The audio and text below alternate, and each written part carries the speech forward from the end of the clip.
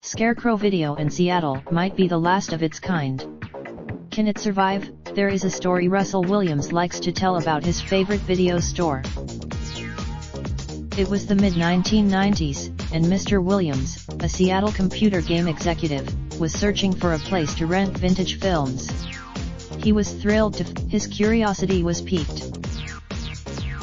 He had stumbled upon founded by a Greek immigrant named George Latsios, who had amassed a collection of cultural ephemera and hard-to-find films. Inside, Mr. Williams found VHS cassette tapes of Yoko Ono and John Lennon when they were in 1972. He found of jewels. It began my love affair with Scarecrow, Mr. Williams said in a recent interview. So much so that who learned movie history as a video store clerk himself in the 1980s. Once video store. As for Scarecrow, and the death of its charismatic founder in 2014, and that gives Kate Barr, Scarecrow's president, pause. Film lovers today, of Scarecrow, Ms. Barr said, "We will fight to the death to keep this open." Sure, most people no longer want to trudge to the video store on a Friday night, as they once did in droves. Streaming movies. Ms. Barr worries that a dearth of vintage movies means voices from earlier generations won't be heard. She points to, at first, Scarecrow was fueled by the passion of one man, Mr. Latsios. He learned English. A few years later, he had his own shop. Scarecrow officially opened on December 8, 1988, in a small storefront next to a pub. Our first day, Mr. Latsios worked 2 jobs to pay rent and build the collection. He traveled to Europe. Ms. Barr said Mr. Latsios found copies of movies not available in America.